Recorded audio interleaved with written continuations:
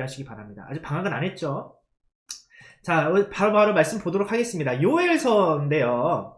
요엘서 하면은 여러분들 굉장히 유명한 말씀들이 많이 숨어있는 본문들입니다. 그 중에서 오늘 본문은 요엘서 3장 3장 부분인데 다 읽기는 힘들고 1절에서 8절까지만 1절에서 4절까지만 읽겠습니다. 4절까지만 읽고 저는 오늘 요엘서를 좀 전체적으로 좀 짚어보는 요엘서를 전체적으로 좀 아우르는 시간을 좀 가져보도록 할게요. 왜냐면은 이것이 어느 한 특정한 본문만 꼭 집어다가 설명하면은 재미가 없어. 그리고 또 메시지 전달이 잘 안 돼요. 그러니까 좀 전체적으로 보도록 하겠습니다. 1절부터 4절까지만 보겠습니다. 시작. 보라, 그날 곧 내가 유다와 예루살렘 가운데에서 사로잡힌 자를 돌아오게 할 그때에 내가 만국을 모아 데리고 여호사밧 골짜기에 내려가서 내 백성 곧 내 기업인 이스라엘을 위하여 거기에서 그들을 심문하리니 이는 그들이 이스라엘을 나라들 가운데에서 흩어버리고 나의 땅을 나누었으며 또 제비 뽑아 내 백성을 끌어 가서 소년을 기생과 바꾸며 소녀를 술과 바꾸어 마셨습니다. 두로와 시돈과 블레셋 사방마 너희가 나와 무슨 상관이 있느냐? 너희가 내게 보복하겠느냐? 만일 내게 보복하면 너희가 보복하는 것을 내가 신속히 너희 머리에 돌리리니. 아멘. 자, 이 말씀은 이제 요엘서에서 아주 한 지역적인 말씀인데 전체적으로 보면은 이것이 무슨 뜻인지 이제 뭐 알 수가 있어요. 한번 보도록 하겠습니다. 자, 일단 요엘이라는 사람에 대해서 여러분들 한번 생각을 해보도록 할게요. 요엘. 어떤 사람이었으며 그가 어떤 시대에 활동했는지가 매우 중요합니다. 그의 메시지가 어떤 메시지인지 알 수 있거든요. 보도록 하겠습니다. 요엘은 선지자입니다. 선지자. 과거에 이제 구약 시대에 하나님으로부터 기름 부음을 받는 세 가지 직분이 있었어요. 뭐죠? 첫 번째 왕, 두 번째 제사장, 세 번째가 선지자였습니다. 자, 그럼 선지자가 뭐냐라고 했을 때 하나님의 말씀을 전하는 사람인데 우리 뇌리 속에는요, 선지자 하면 어떤 이미지가 강하냐면 이런 이미지가 강해요. 하늘에서 막 불을 떨어뜨리고 막 기름병에서 마르지 않게 하는 막 그런 기적을 일으키는 사람을 선지자라고 생각을 하는 경향이 있어요. 아, 이렇게 좀 선지자쯤은 되면은 뭐 그 홍해도 좀 갈라보고 막 하늘에서 뭐 불도 떨어뜨려 보고 이래야지 선지자다라고 생각을 하는데 여러분들 구약에서 그런 선지자가 많지 않습니다. 뭐 모세나 엘리야 이런 사람들은 그런 능력이 있었지만 아주 특별한 경우였던 거예요. 그런 상황은 대부분의 선지자들은 어떤 사람이 있냐면요, 설교자였습니다. 설교자. 하나님의 말씀을 대언하는 사람이 곧 선지자였어요. 물론 그것을 위해서 보다 드라마틱하고 믿음을 더 더하기 위해서 기적을 일으키는 사람도 있었지만 대부분의 사람들은요, 기적과는 별로 상관이 없는 하나님의 말씀을 오로지 전하는 사람, 그런 사람들도 구약의 대부분의 선지자들이었습니다. 요엘이 대표적인 그런 선지자였다라는 거예요. 네. 구약 성경을 보면 요엘이 뭐 기적을 일으켰다 이런 내용이 없죠. 네. 왜냐하면 이 요엘은 하나님의 말씀을 대언하는 사람, 즉 설교자였던 거예요. 설교자. 오늘날 그러고 보면 목사님과 같은 사람들이 일종의 선지자적인 그 사명을 가지고 있는 사람들인 거죠. 여러분들도 마찬가지예요. 여러분들도 하나님의 말씀으로 누군가에게 복음을 전하고 누군가를 회심을 시키고 하나님의 말씀으로 누군가에게 죄를 깨닫게 한다면 여러분들도 역시 마찬가지로 선지자와 같은 삶을 살고 있는 겁니다. 아, 목사님만 선지자야 이게 아니라요. 우리 모두가 그렇다고요. 자, 그러면 이 사람이 어떤 시대에 활동했느냐도 중요한데요. 다른 그 선지서들을 보면 이 선지자가 어떤 시대에 활동했다라는 힌트들을 그 서론에 이야기를 해요. 볼게요. 아모스 선지자라는 사람이 있습니다. 이 사람이 어떤 시대에 활동했느냐? 우시아 시대에 활동했다라고 이렇게 1장 1절에 딱 나와요. 그러면은 이 사람이 전하는 메시지가 그 시대에 어떤 식으로 전해졌는지를 우리가 대충 예상이 가거든요. 그런데 요엘서에는 그게 안 나와요. 그냥 누구의 아들이었다 정도만 나옵니다. 부두엘의 아들이었다. 왜 그럴까? 왜 왕의 이름을 이야기하지 않을까?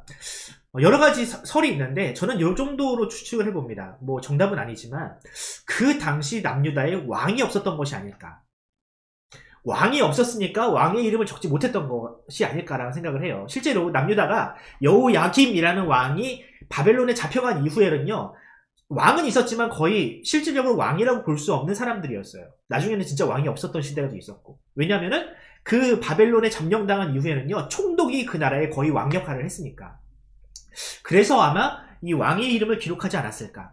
그러니까 남유다의 말기, 멸망 직전 혹은 직후에 이 요엘이라는 사람이 활동하지 않았을까라고 추측을 해보는 거예요. 그리고 또 요엘서를 보면 이 남유다가 그 다른 나라로부터 침략을 당했다라는 흔적들, 뭐 그들이 강하고 수가 많으며 그 이빨이 사자 이빨 같고 이방 민족들을 얘기하는 거겠죠. 또 요엘서 3장을 보면 그 백성들이 제비를 뽑아서 소년과 소녀들이 잡혀갔다, 이런 내용들이 나오는 것을 보면 아마 이런 그 환난이 그 당시 남유다에 있었던 것이 아닐까. 남유다의 멸망 직전 직후에 이 요엘 선지자는 활동했던 것으로 추정이 됩니다. 네. 자, 그러면 이런 거 이제 요엘에 대해서는 이 정도만 보고요. 저는 요 메시지를 좀 전하고 싶더라고요. 요엘이라는 이름이 과연 무슨 뜻일까? 그죠? 구약에는요, 항상 그 이름에 굉장히 큰 의미를 담고 있어요. 여러분들의 이름에도 다 의미를 담고 있잖아요. 네. 권순민 하면은 그 순수할 순입니다. 믿거나 말거나 하지만 어쨌든 순수할 순이에요. 그 다음에 민 하면은 이제 옥돌민자를 쓰는데, 뭐 아버지나 뭐 할아버지가 그런 의미를 두고 저의 이름을 지으신 거예요. 그 제 딸 소율이 나이드가 있습니다. 그 소율 하면은 원래 소중한 율법 이렇게 지으려다가 한자가 너무 어려워서 빛날 소자에 그 빛날 율자 이렇게 썼어요. 나율이는 아름다울 나자에 빛날 율자 이렇게 썼고요. 아름답게 빛나라 이런 뜻인데, 어쨌든 여러분 이 이름에는요 항상 의미를 담고 있다고요. 누군가 이름을 지어줄 때는요, 그 부모, 그 조부모, 할아버지 할머니가 그 자식들, 그 손녀들에게 이런 삶을 살아라라는 어떤 메시지를 그 이름에 담고 있는 겁니다. 볼게요. 오늘 보면 요엘의 아버지 이름이 나옵니다. 요엘의 아버지 부두엘인데요, 이것은 하나님의 사랑 혹은 하나님의 성실이라는 뜻이에요. 또 요엘은 볼까요? 요엘은 뭐냐면 여호와는 하나님이시다라는 이 뜻을 가지고 있어요. 요 하면은 여호와, 엘, 하나님 이런 뜻이에요. 자, 그런데 이런 것이 너무 당연한 거 아닙니까, 여러분? 여호와가 하나님이지 그럼 뭐예요? 그런데 이게요, 당연하지 않은 시대였다라는 거예요. 그 시대는. 그러니까 이 여호와가 하나님이라는 것이 당연하지 않게 사람들이 인식하고 그것을 부정하는 시대니까 이 부두엘이라는 아버지가 이 요엘에게 여호와는 하나님이시다라는 이 선언적인 메시지를 그 이름에 담아놓은 겁니다. 이해가 가요, 여러분? 네. 그러니까 이 이름을 통해서도 그 시대가 어떤 시대였는지를 우리가 힌트를 좀 찾아낼 수 있는 거죠. 그 시대가 어떤 시대였는데요 하면은, 여러분들 남유다의 말기가 어떤 시대였냐면 하나님이 우리를 버렸다라는 생각이 가득한 시대였다는 거예요. 왜 우리가 하나님의 백성이라고 하면서 왜 남유다가 우리가 왜 이렇게 다른 나라에 바벨론 따위에게 우리가 잡혀가야 됩니까? 저 할례받지 않은 민족, 하나님의 백성이 아닌 저 우상단지들을 섬기는 이 민족들을 왜 우리가 그들에게 당해야 됩니까? 하나님이 사실 하나님이 아니신 거 아닌가요? 하나님은 사실 바벨론의 신들보다 약한 것이 아닙니까? 라는 이런 의심이 팽배했던 시절이 바로 그 시절이었던 거예요. 그러니까 이 시절에 하나님을 믿는 사람들이 손가락질을 받거나 놀림거리가 될 수 있는 시절이었다는 거죠. 야, 너 아직도 하나님 믿냐? 야, 하나님 믿어봤자 뭐 별거 없어. 야, 우리나라 봐라. 나라가 지금 이 모양 이 꼴인데 하나님이 살아계시면 이럴 수 있어? 야, 차라리 바알을 믿자. 아세라를 믿자. 아니면은 바벨론이 믿는 마르둑을 믿자. 이런 여론들이 막 팽배해졌던 시대였다는 거죠. 그 시절에 요엘이라는 이름을 가지고 사는 것, 여러분들 어떨까요? 요즘을 한번 비춰서 생각을 해볼게요. 여러분, 요즘에 교회가 사람들에게 긍정적인 이미지로 비춰집니까? 아니면 부정적인 이미지로 비춰집니까? 잘 모르겠는데요 하면은 여러분들이 좀 신문을 좀 봐야 돼요. 여러분들 요즘 온갖 세상 사람들이 교회가 뭐만 하면 손가락질하기 바빠요. 교회가 뭐 조금만 잘못하면 그냥 목사가 목사했네 이래요. 그래서 여러분, 저는 어디 가서 목사라고 뭐라고 말을 못하고 다녀. 네. 물론 감사하죠. 자랑스럽죠. 하지만 세상이 지금 성도나 교회나 특히 목사를 바라보는 시선이 그렇게 곱지가 않다고요. 네 예수쟁이들, 교회 다니는 것들, 위선자들, 이런 식으로 손가락질합니다. 그와 비슷한 시대였다라는 거예요. 단적으로 말하자면 요엘이 활동하던, 요엘이 목회를 하던 그 상황이 지금 이 상황보다 어쩌면 더 혹독하고 더 이 불합리한, 또 혹은 불리한 상황이 지금 이 요엘의 상황이었다는 겁니다. 이런 상황에, 이런 시대에 요엘이라는 이름을 가지고 사는 것이 굉장히 어려웠을 것이다. 그런데 여러분, 요엘의 설교가 지금까지 남아있는 이유, 여러분들 이것이 요엘의 1장부터 3장 굉장히 짧은 본문이지만 여러분들 이것을 살짝 살펴보면요. 특히 목사님이 설교를 하는 사람이잖아요. 설교를 하는 사람의 입장에서 보면요. 이건 단순히 그냥 선지서가 아니라 이건 설교입니다. 설교. 제가 1장부터 3장을 쭉 살펴봤거든요. 설교예요. 설교. 그 시대를 향한 목회자 요엘의 설교가 아직까지 남아있는 거예요. 근데 이 설교가 아직 남아있는, 지금 수천 년이 지난 지금까지 이 설교가 우리의 손에 들려져 있는 이유가 무엇일까? 라를 생각했을 때 그 시절, 그 시대 사람들이 이 요엘의 설교를 기억하고 있었던 겁니다. 요엘이 막 이 문서를 남겨가지고 이 요엘의 설교를 대대로 감으로 남겨라, 이게 아니라요.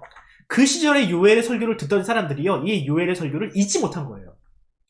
이거는 우리만 들을 설교가 아니라 우리 자식들에게도 들려줘야 되고 우리의 손자들에게도 영원히 남겨줘야 할 설교다, 유산이다 라고 생각을 했던 거죠. 그런데 이 설교만 훌륭한 게 아니라요, 사실은 이 설교가 훌륭하려면요, 설교자가 좋아야 돼요. 무슨 말인지 알아요, 여러분?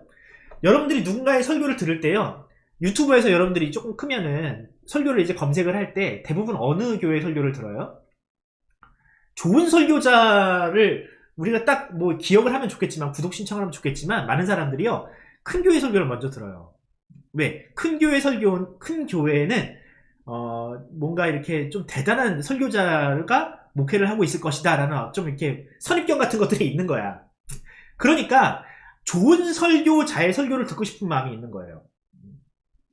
근데 이제 좀 대형 교회는 어느 정도 검증된 설교자다라고 생각을 하니까 듣는 건데 별거 없어요. 뭐 별거 있겠지 뭐 어쨌든.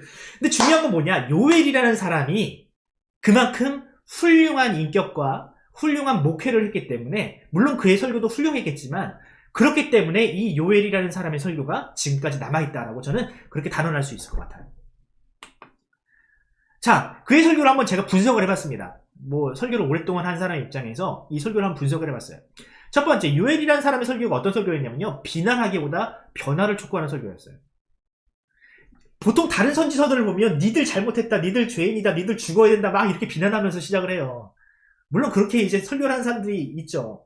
그런데 이 요엘서를 보면요, 그들의 잘못, 그들의 죄에 대해서 막 직설적으로 막 지적하거나 니들 죄인이 죽어 마땅하다 막 이런 얘기는 없어. 대신 좀 따뜻해, 읽다 보면 따뜻하고 감성적이고, 그들이 분명히 죄인이긴 하지만 돌아와야 한다라는 회개를 이야기하지만 직설적으로 그들에게 너무 이렇게 막 혹독한 비난을 하기보다 좀 따뜻한 느낌이 강하다. 두 번째, 아까 얘기했죠. 그는 이름에 걸맞는 삶을 살았을 것으로 추정을 해요. 물론 그렇게 기록이 남아있진 않지만 결과론적으로 보면 그런 삶을 살았을 것으로 추정이 됩니다. 또 세 번째, 세대가 변하지 않아도 진실을 담은, 복음을 담은 설교다. 이건 이따가 좀 살펴보도록 할게요. 자, 그래서 요엘이 이렇게 얘기를 하죠. 너희는 이 일을 너희 자녀에게 말하고, 너희 자녀는 자기 자녀에게 말하고, 그 자녀는 후세에게 말할 것이다.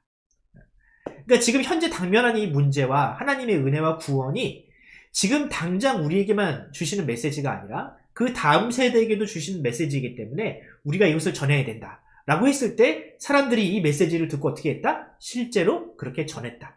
요엘의 이 좋은 설교를 우리만 들을 것이 아니라 그 다음 세대에게 전하고 또 전해서 결국 우리의 손에까지 들려지게 되었다라고 여러분들에게 말할 것 같아요. 자, 그래서 저는 이 메시지를 좀 이렇게 적용하고 싶더라고요. 자, 봅시다. 요엘이라는 사람이 여호와는 하나님이시다라는 이 이름에 걸맞는 삶을 살았다고 했잖아요. 마찬가지로 우리도 그런 삶을 살아야 합니다, 여러분. 여러분들의 이름이 굉장히 좋은 이름이 많죠. 특히 이제 교회를 다니는 친구들은요, 할아버지 할머니나 부모님이 누가 들어도 그 이름이 교회 다니는 아이들처럼 그런 이름을 가지고 있는 친구들이 있어. 뭐 예를 들면 뭐 하은이가 뭐의 줄임말이에요? 하나님의 은혜의 줄임말이잖아요. 또 뭐 예은이, 예수님의 은혜, 예서, 이런 이름들을 들으면요, 교회를 안 다니는 사람도요, 아, 저 사람은 교회 다니는 사람이라고 그냥 이렇게 인식을 해요. 근데 당사자의 입장에서는 조금 부담스러울 수도 있어. 왜? 나는 별로 내 신앙을 이렇게 다른 사람들에게 오픈하고 싶지 않은 경우들이 있을 거 아니야. 그쵸? 근데 내 이름이 이미 그것을 막 드러내. 그러니까 막 불편할 수도 있어. 그러니까 내 이름이 내 신앙을 드러내기 때문에 어때요? 내가 함부로 살 수 있어, 없어? 내가 함부로 거짓말을 하거나 내가 나쁜 짓을 할 수가 없는 거야. 물론 하는 사람들도 있더라고. 그런데 내 이름이 먼저 나의 양심과 나의 신앙을 드러내기 때문에 함부로 그런 삶을 살 수 없는 거예요. 근데 여러분, 이것을 불편하게 생각하기보다 여러분들의 이름으로부터 벌써부터 여러분들이 선교와 전도가 되고 있다라고 생각했으면 좋겠어요. 만약 여러분들이 하은 뭐 이런 기독교적인 이 이름을 가지고 살아가면서 다른 사람들에게 칭찬받는 인생을 한번 살아본다 생각을 해보세요. 야, 걔는 진짜 보기 드문 사람이야. 그 친구는 정말 믿을만해. 그 이름에 걸맞는 삶을 살고 있어. 걔는 걔 이름답다. 참. 그 이름에 걸맞는 삶을 살고 있다라고 하면 여러분들만 칭찬을 듣는 게 아니라고. 무슨 말인지 알겠어요?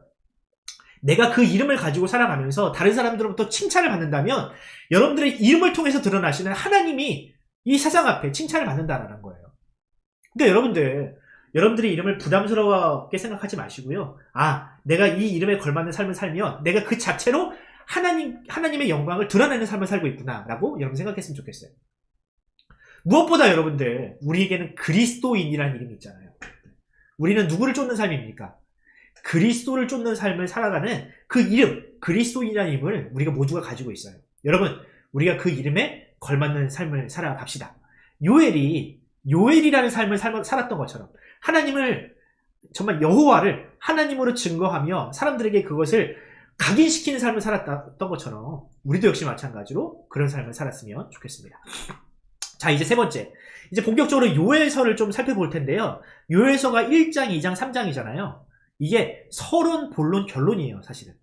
설교에도 보면요, 여러분들 잘 들어보면 서론, 본론, 결론이 있잖아요. 마찬가지로 요엘서가 그렇게 구성이 되어 있는데 한번 어떤 구성인지 한번 살펴보도록 하겠습니다. 자, 1장에는 서론입니다. 서론에 보면 현실에 대한 이해가 굉장히 잘 녹아져 있어요. 1절부터 20절인데 그 당시 자연재해가 굉장히 심각했던 것 같아요. 자, 어디서 보면 그 힌트가 나오냐면 4절을 보면 팥중이가 남긴 것을 메뚜기가 먹고 메뚜기가 남긴 것을 느치가 먹고 느치가 남긴 것을 황충이 먹었도다. 자, 이 팥중이, 황충, 이거 여러분들 곤충이에요. 곤충 이름인데 다 메뚜기과라고 생각하면 좋습니다. 그러니까 메뚜기들이 엄청 몰려와가지고 곡식들을 다 갉아먹어버린 거야. 여러분들 옛날에 애국에 있었던 10가지 재앙 중에 메뚜기 재앙도 있었잖아요. 요즘처럼 3차 산업, 4차 산업 시대로 접어드는 상황에서는요, 메뚜기를 구경하기 힘들어. 여러분, 메뚜기를 평소에 나는 즐겨 먹습니까? 여러분들은 혹시 메뚜기를 먹어본 적이 있습니까? 목사님은 먹어본 적이 있어요, 어렸을 때. 목사님이 도대체 몇 살이길래 메뚜기를 먹었습니까? 나이 40인데 좀 시골에 살았어. 메뚜기를 그냥 이렇게 훅 훑으면 메뚜기가 막 잡히던 그런 시절에 저는 살았어요. 근데 여러분들 메뚜기 보면 막 도망가잖아요. 오, 무서워. 와, 메뚜기야. 막. 얼마 전에 목사님 딸이랑 같이 산책을 하는데 개구리가 이 발에 들러붙었다고 막 한참 우는 거야. 막 개구리가 내 다리에 붙었어 하면서 막 울어. 개구리조차도 무서워하더라고. 이런 아이한테 막 메뚜기를 잡아보라. 잠자리 같은 거 너무 흔했거든. 그래가지고 이렇게 막 열 손가락이 끼고 다녔어, 막 잠자리를. 요즘엔 못 그러죠. 보기가 귀해. 흔하지 않아. 근데 옛날에는요, 메뚜기가 너무 많았던 거예요, 여러분. 메뚜기 떼로 몰려다녔어. 그러니까 바람에 실려가지고 얘네들이 바람을 타고 다니면서 딱 내리면은 갉아먹기 바쁜 거지. 잡초 하나 남지 않았다 그러더라고요. 너무나도 큰 재앙이, 이런 메뚜기 재앙이 이 이스라엘을 덮쳤던 겁니다. 이런 메뚜기 재앙. 갉아먹고, 다 먹어버려가지고. 여러분들, 그러면 이런 메뚜기 재앙이 일어나면 어떤 상황이 벌어지냐면, 1차 산업, 그러니까 먹고 사는 문제에 심각한 타격을 입게 되는 거예요. 먹을 게 사라지는 거지. 메뚜기가 다 먹어버리니까. 그러면 당연히 물가가 상승하게 되죠. 물가가 상승하면 먹는 것, 입는 것, 모든 것들이 다 인플레이션이 올라감으로 말미암아 국가 경제가 파탄나 버리게 됩니다. 그러니까 단순히 메뚜기가 와서 뭐 벼를 먹었다, 곡식을 먹었다로 끝나는 것이 아니라 국가 산업 전체가 완전히 스탑돼 버리는 거예요. 벼 이상만 문제가 생긴 게 아니에요. 포도나무도 성하지 않고요. 무화과도 상해요. 그러니까 당시 남유다, 이스라엘이 주 산업으로 하던 이 포도, 이 무화과 농사, 이런 것들이 완전히 다 망가져 버리게 되는 겁니다. 그러니까 당연히 국가 경제가 완전히 파탄나 버리겠죠. 저는 이 상황을 마치 현재 상황과 비슷하다라고 보게 되는 거예요. 그 당시 메뚜기, 정말 미물에 불과한 메뚜기 때문에 정말 만물의 영장이라고 하는 사람이 고통받고 죽어나고 굶어 죽는 상황들이 벌어졌잖아요. 그런데 이 상황이 마치 이 시절과 비슷해 보여요. 눈에 보이지 않는 이 코로나 바이러스로 인해서 지금 온 세상이 지금 절망과 또한 사망에 대한 두려움으로 지금 가득 차 있지 않습니까? 뿐만 아니라 지금 산업 전체가 스톱되고 자영업자들이 고통을 당하고 장사를 못하고 이런 상황들, 이런 상황들이 그 당시 남유다의 상황과 다르지가 않다라는 거죠. 근데 이 시절 가운데 정말 국가 경제가 파탄나고 모든 사람들이 지금 경제적으로 어려워하고 있는 이 상황에서 요엘의 메시지가 무엇이었는지를 우리가 들으면 오늘날 우리에게 주시는 메시지도 분명히 있지 않겠어요? 그걸 한번 좀 살펴보자라는 겁니다. 자, 요엘은 이 상황 가운데서 뭐라고 했느냐? 요엘은 요엘서 1장 14절에 이런 말씀을 했습니다. 너희는 금식일을 정하고 성회를 소집하여 장로들과 이 땅의 모든 주민들을 너희 여호와 앞에 성전에 모으고 여호와께 부르짖어라 라고 이야기를 한 거예요.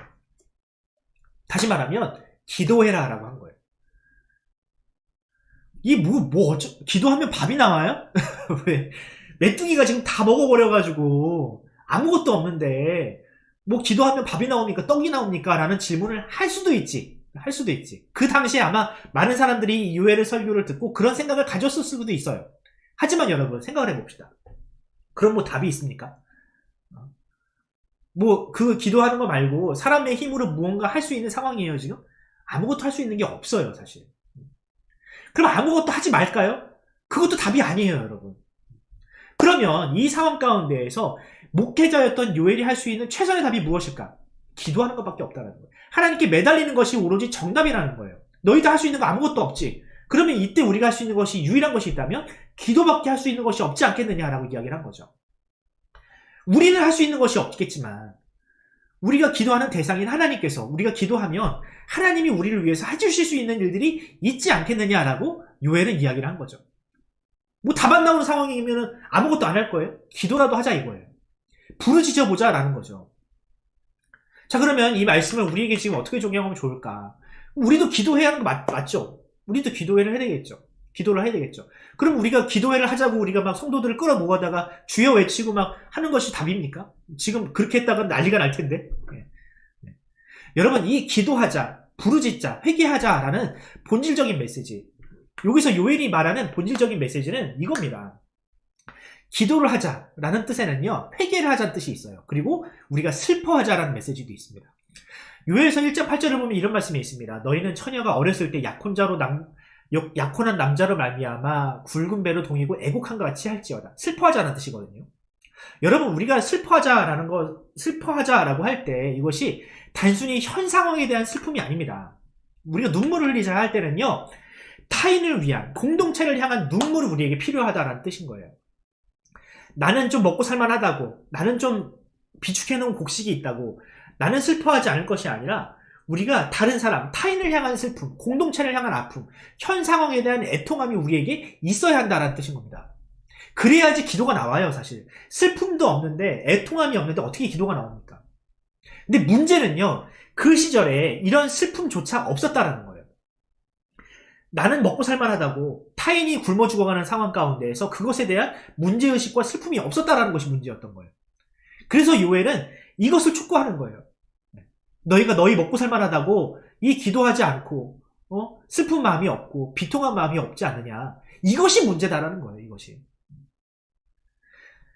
예수님도요. 공동체를 향한 아픔과 눈물이 있었습니다. 예수님께서 십자가를 달리시기 직전에 당장 눈앞에 있는 십자가만 생각하기에도 바쁜 그 상황에 예수님이 뭐 하셨냐면 그 성, 예루살렘 성, 예수님이 죽으시고 곧 그 멸망당할 그 성, 예루살렘을 보시면서 예수님이 뭐 하셨냐면 우셨어요. 당장 내가 지금 눈앞에 죽음이 있는데 이 예루살렘, 하나님의 도성, 하나님의 백성이 있는 그 성을 바라보시면서 그들의 죽음, 그들의 재난을 바라보시면서 예수님이 우셨다고요. 예수님은 자신 때문에 우신 것이 아니라 타인을 위해서, 타인으로 인하여 예수님은 우셨어요. 마찬가지로 지금 이 눈물이 우리에게도 필요합니다. 지금 당장 우리가 예배드리지 못한다고 그것만 가지고 애통할 것이 아니라 이 코로나로 인해서 죽어가는 자영업자들과 소상공인들과 세계의 모든 사람들을 위해서 우리는 슬퍼함이 있어야 되는 것이 마땅하다는 거예요. 이해가 갑니까, 여러분? 만약 우리 안에 그 슬픔이 없다면, 당장 내가 예배를 드리지 못하는 것 때문에만 슬퍼하거나 그러고 있다면, 타인의 아픔과 타인의 슬픔에 대해서 공감하지 못한다면 이 땅의 교회는 있어야 할 존재의 의미가 없어지는 거예요. 그래서 우리는 나만을, 교회만을 위한, 우리 성도들, 내 자신만을 위한 기도가 아니라 반드시 타인을 위한, 세상을 향한, 이 세상을 향한 기도와 애통함이 우리 안에 있어야 한다는 겁니다. 요엘은 지금 이것을 촉구하고 있는 거예요. 너희가 하나님의 백성이라고 하면서 타인에 대한 아픔을 전혀 느끼지 못하고 공감하지 못한다면 지금이야말로 우리 모두에게 이 재난이 닥쳤을 때 우리가 기도해야 될 때이다. 이 따뜻한 마음, 타인을 향한 이 애정과 또한 이 공동체 의식을 우리가 지금이야말로 회복할 때이다 라고 요엘은 이야기하고 있는 거죠. 그래서 바라기는 이 상황 가운데에서 우리 교회가 정말 기도 제목을 제대로 정했으면 좋겠어요.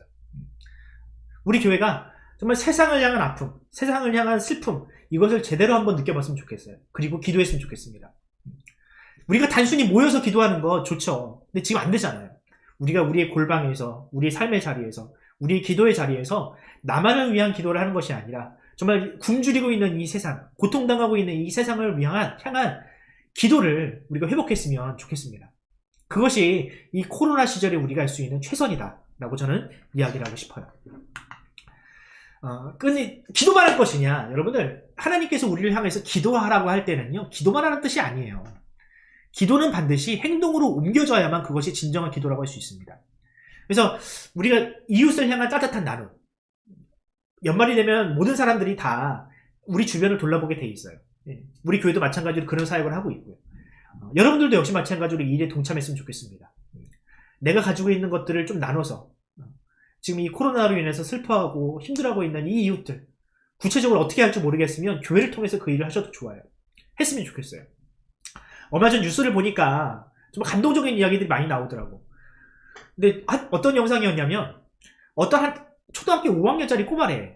근데 이 꼬마가 아무도 없는, 모두가 자고 있는 그 밤에, 야밤에 동사무소, 이 복지 타운에 자신의 용돈을 모아서 이웃을 좀 도와달라고 과자, 옷가지들, 막 이런 것들을 넣고 정말 행복한 표정으로 막 카메라 앞에서 막 이렇게 뿌이를 하면서 막 돌아가는 모습을 봤어요. 그러니까 얘는 자기가 쓰기에도 부족할 수 있잖아. 그런데 이것을 모아다가 이웃을 나누는데 이웃에게 자기의 정성을 하는 것이 너무 행복한 거야. 그러니까 그 밤에 그 아이의 표정을 보는데 그보다 행복할 수 없어. 그러니까 그 아이가 선물을 받았을 때에도 그렇게 행복한 표정을 안 지었을 거야. 산타한테 선물을 받아도. 근데 남을 위해서, 다른 사람을 위해서 내가 가지고 있는 것을 돕는 것이 너무 행복하다라는 표정으로 카메라 앞에 서 있는 모습을 봤어요. 여러분들에게도 그 행복이 임했으면 좋겠습니다. 다른 사람을 돕고 다른 사람을 위해서 내 것을 나누는 행복, 그 기쁨을 여러분들도 좀 누려봤으면 좋겠어요. 자, 그것이 바로 우리 모든 그리스도인들이 지금 이 상황에서 해야 할 일이다 라고 말씀드리고 싶습니다.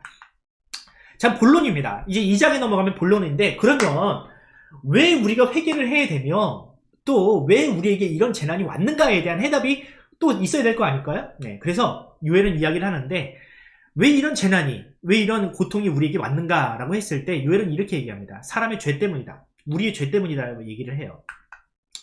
자, 요엘서 2장 1절을 이렇게 시작을 합니다. 시온에서 나팔을 불며 나의 거룩한 산에서 경고의 소리를 질러 이 땅 주민들로 다 떨게 할지니 이는 여호와의 날이 이르게 될 일이야 임박하였으니 라고 합니다. 자, 여호와의 날이 나와요. 자, 그럼 여호와의 날이 뭐냐라고 했을 때 여기 나와요. 하나님께서 경고의 나팔을 불면서 그 날이 이제 곧 임박했다라고 합니다. 무슨 뜻이냐면 하나님께서 그 이스라엘 백성, 이 죄가 가득한 이 이스라엘을 심판할 날이 곧 다가오고 있다라는 이야기인 거예요. 그러니까 하나님께서 전쟁을 일으키실 준비를 하고 있다라는 거죠. 전쟁에는 반드시 뭐가 있습니까? 적이 있잖아요. 근데 그 적이, 여호와의 적이 누구래요? 우리들이래요. 하나님의 백성들이래요. 이상하지 않습니까? 하나님은 우리 편인 줄 알았는데 지금 하나님이 우리를 향해서 지금 더 큰 재앙을 준비하고 계신다. 메뚜기 재앙이 훑고 간 이 세상 가운데, 이 나라 가운데 하나님께서 더 큰 재앙을 준비하시면서 그것을 곧 이루실 것이다. 여호와의 날이 곧 이룰 것이다 라고 이야기를 하는 거예요. 하나님의 백성이 이스라엘이 하나님의 적이 된 이 상황을 지금 이 요엘은 이야기하고 있는 겁니다. 근데 그 땅이 어떤 상이었어요? 그들은 예전에 에덴 동산 같은 땅이었대요. 예전이 언제야? 하나님의 말씀에 순종하고 하나님께 온전한 예배를 드리던 그때에는요, 그 땅이 에덴 동산 같았어. 근데 지금 어떻게 됐어요? 그 땅은 황폐한 들 같아서 하나님의 심판을 지금 피할 자가 없게 되었다라는 걸 이야기를 합니다. 그러니까 너희들의 지금 상황을 정확하게 인식할 필요가 있다라는 거예요. 너희들이 뭐 아브라함의 후손이라고 영원히 하나님의 적이 아닐 줄 알았어? 아니야. 너희들의 죄로 말미암아 지금 너희들은 하나님의 적이 되었어. 하나님이 지금 너희를 심판하실 준비를 하고 있어라고 유해를 이야기를 하는 겁니다. 그러니까 그들이 지금 회개를 해야 되는 이유는요, 뭐 단순히 그들 가운데 있는 메뚜기 재앙 때문이 아니라 지금 본질적으로는 그들이 하나님의 적이 되어 있는 죄인이었기 때문에 너희들이 회개를 해야 된다라고 이야기를 하고 있는 거예요. 하나님과 원수가 되어 있기 때문에 너희들은 지금 회개를 해야 된다. 너희가 만약 회개를 하지 않으면 영원히 하나님의 적으로 남아서 하나님의 심판, 또 다른 심판, 그 심판들을 너희가 겪어야 된다. 그러므로 너 뭐 해야 된다? 회개해야 된다라고 이야기를 하는 거예요. 이게 요엘서가 2장 가운데 이야기를 하는 겁니다. 그 여호와의 날, 하나님의 심판의 날은 피할 수가 없다. 그 누구도 하나님의 심판은 피할 수가 없다. 그렇다면 답이 뭐다? 회개다. 하나님의 심판을 피할 수 있는 유일한 방법이 뭐다? 회개밖에 없다라고 이야기하는 거예요. 근데 그 회개를 할 때 어떻게 할 것이냐? 그럼 요엘 선지자님, 우리가 어떻게 회개를 하면 좋겠습니까? 우리가 막 옷을 찢으면 좋을까요? 과거에는요, 이 옷을 찢는 행위가 마치 다른 사람들에게 자신을 보여주는 행위였어요. 내가 이만큼 슬퍼하고 있다. 내가 이만큼 회개하고 있다라는 것을 보여주기 위한 일종의 종교적인 행위였습니다. 그런데 요엘은 이야기를 합니다. 너희 옷 같은 거 찢지 말고 뭘 찢어라? 마음을 찢어라. 그냥 눈에 보이는 그냥 요식행위로서의 그 회개가 아니라 진정한 회개를 하나님께 드려야 된다라고 이야기를 하는 거예요. 근데 앞서 얘기했어요. 진정한 회개는 뭐다? 삶이 변화되는 것. 삶을 돌이키는 것. 죄로부터 돌이키는 것이 진정한 회개인데 하나님이 원하시는 진정한 회개는 바로 그것이다 라고 이야기를 하는 거죠. 자, 그런데 여러분, 이 회개를 하고 싶어도요, 믿음이 없어서 회개를 하지 못하는 사람들이 있어요. 어떤 믿음이냐? 내가 그러면 어떻게 회개를 해야 하나님께서 받아들이시는 회개입니까? 하면서 자꾸 인간의 생각을 하는 경우가 있어. 예를 들어서 이런 거죠. 내가 기도를 한 3시간 하면 하나님께서 들어주실까? 내가 금식 기도를 할 때 한 3일 정도 그 금식 기도를 하면 하나님께서 내 회개를 들어주실까? 이런 식으로 자꾸 인간 중심적인 생각을 하는 경향들이 있다고요. 여러분들도 내가 기도한 오늘 한 1시간 했어. 하나님께서 나 복 주시겠지? 이런 식으로 자꾸 우리의 신앙을 수치화하거나 인간 중심적으로 객관화하려는 경향들이 있다고요. 여러분들 이것들은요, 우리가 신앙을 잘못 생각하는 어떤 가장 뿌리 깊은 잘못이에요. 오해예요. 여러분, 우리의 회개가 받아들여지는 것, 또 혹은 우리가 하나님께 받아들여지는 것, 회심하는 것, 구원받는 것은요, 우리의 열심과 우리의 열정 때문이 아니에요. 내가 막 금식 기도를 하고 막 철야 기도를 하고 내가 교회를 다니고 이것이 하나님께서 우리를 구원하시는 조건이 아니라고요. 우리의 구원의 조건은 무엇이냐? 하나님입니다. 자, 요엘은 이렇게 얘기를 하거든요. 너희가 회개를 해야 된다라고 하면서 너희가 회개를 열심히 해라 이렇게 얘기하지 않고요. 이렇게 얘기해요. 그는 은혜로우시며 자비로우시며 노하기를 더디하시며 인애가 크시사 그 뜻을 돌이켜 재앙을 내리지 아니하시는 분이다 라고 이야기를 한다는 거예요. 그러니까 우리가 회개를 할 때 열심히 회개를 해야 하나님께서 받아주시나요? 라고 받아주십니다. 여러분들 금식 기도를 하세요. 40일 금식 기도를 하세요. 그래야 우리가 하나님께 용서를 받습니다. 이렇게 얘기하는 것이 아니라 하나님에 대해서 이야기를 한다고요. 하나님이 어떤 분이신지에 대해서 이야기를 한다고. 그러니까 이걸 믿으라는 거예요. 그런데 여러분, 요엘만 이런 얘기를 한 게 아니라요. 똑같은 얘기를 누구도 했냐면요. 사도 바울도 했어요. 사도 바울이 뭐라고 했냐면요.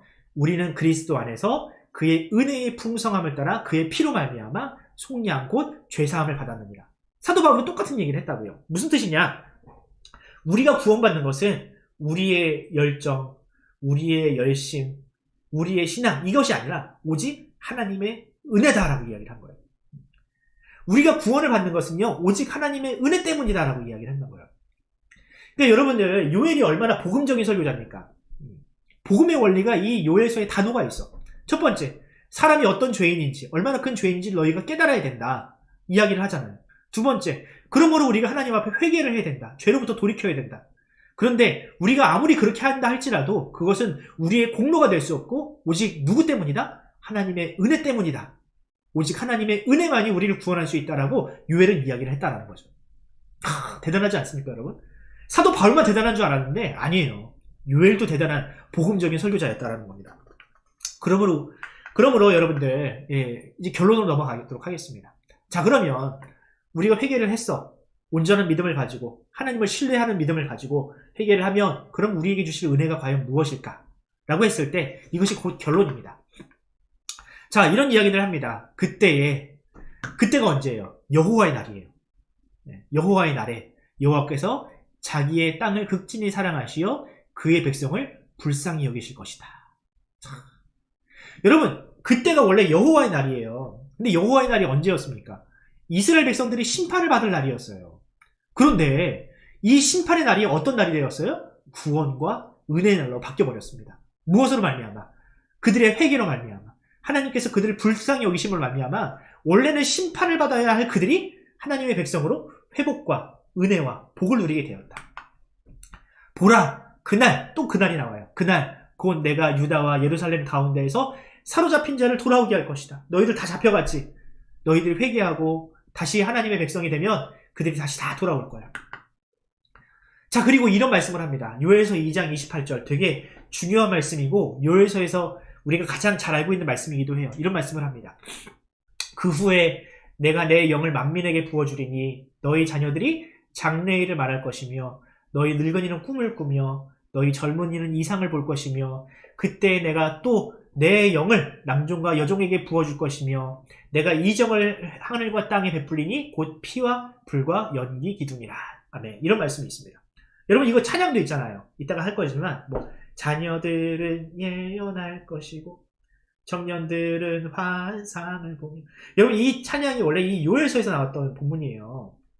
그런데 그날 여호와의 날이 임하면 너희들이 심판을 받는 것이 아니라 이 하늘로부터 부어주는 하나님의 영을 너희가 받아서 나처럼 설교하게 될 것이고 나처럼 하나님의 말을, 하나님의 말씀을 이 땅 가운데 선포하는 정말 아름다운, 정말 존귀한 사람이 너희들이 될 것이다 라고 이 요엘이 축복하고 있다는 겁니다. 그러면 그날이 과연 왔습니까? 그날이 임했습니까? 예, 임했어요.